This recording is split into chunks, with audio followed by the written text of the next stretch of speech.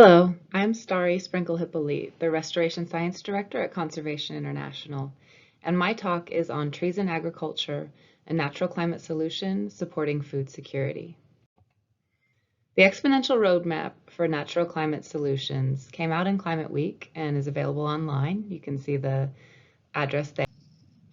The roadmap is a guide which focuses on actions to be taken by people on the land, supported by public and private enabling actors to limit global warming to 1.5 degrees by 2050. It contains 8 people-centered action tracks across categories of protection, climate-smart management, and ecosystem restoration. A transformation of food systems is at the heart of this work and necessary to achieve about 80% of the total mitigation opportunity. The roadmap has 5 key messages, and to get the first 3, you'll need to read the report or watch the Climate Week presentation. Links to both are there. But points 4 and 5 are highly relevant to us today, again, speaking to this transformation of food systems and the need to build coalitions to get this work done.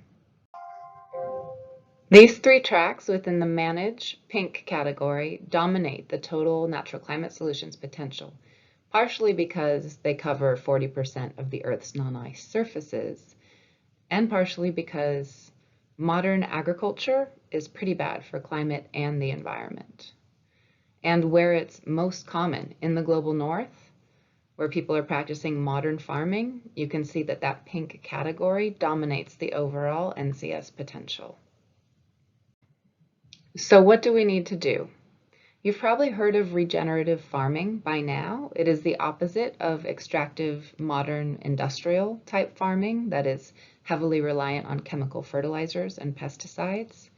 The Climate Smart Roadmap outlines regenerative practices such as reducing soil disturbance, sustainable grazing, agrobiodiversity, stopping chemical overuse and runoff, and agroforestry that are not just better for the environment, but have big climate implications. And you should notice who's pulling the arrow here. It's business people and politicians, and shows that much of what is happening in agriculture is driven by policy. And of course, any reforms that are to be made in the way that we farm needs to be informed by good science to ensure continued food security. So in this talk, I highlight the highest mitigation potential agriculture land-based solution, trees in agriculture, also known as agroforestry, which comes in many flavors and names and represents the largest part of the total potential in the climate smart category. You can see in the graph on the right that the total potential of trees in agricultural lands is much higher than compared to other regenerative practices like nutrient management, rotational grazing, etc. And I want to make sure we address concerns over food security in this. It's very important when you're talking about modifying agricultural systems, especially increasing tree cover. People get very worried about crop yields going down due to competition with the trees, crops getting displaced by trees. And so we want to be very clear that the roadmap and our ongoing research is really focusing on integrating just enough trees into croplands and pasturelands to promote carbon and economic benefits while maintaining agricultural productivity. And to do this, we really need to use the best available information on how trees affect crop yields. Research has been ongoing for decades in agroforestry systems around the world. And we've reviewed this literature and are asking experts who are doing applied research in real fields, like David Rivest, who's working in Quebec, who does research on crop yields in relation to lines of trees and has all the equipment installed to monitor and describe the growing environment around the trees, their effects on wind and light, and everything else that could impact crop production. So we're asking hundreds of experts like David about ideal tree arrangements, spacing, optimal densities of trees in agriculture for different agricultural systems, climates, and vegetation types. And this is without changing what is growing where, and of course without reducing crop yields.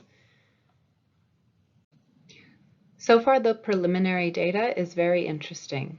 We're coming up with average recommendations of around 25% tree cover across tropical and temperate biomes, although this is lower in arid and Mediterranean climates. This should be achievable with no long-term yield losses because of the crop production benefits that agroforestry provides. Now, this is a broad global brushstroke. It's the first of its kind to incorporate input from agronomists and agroforesters, and we're looking forward to follow up on it with more detailed work in regions and more modeling and new data. A large part of the potential from trees in agriculture could be achieved by adding lines of trees along roads and the edges of fields, not displacing any agriculture. This is very exciting because it is agricultural leakage free and therefore of far less concern for food security or negative impacts to intact areas.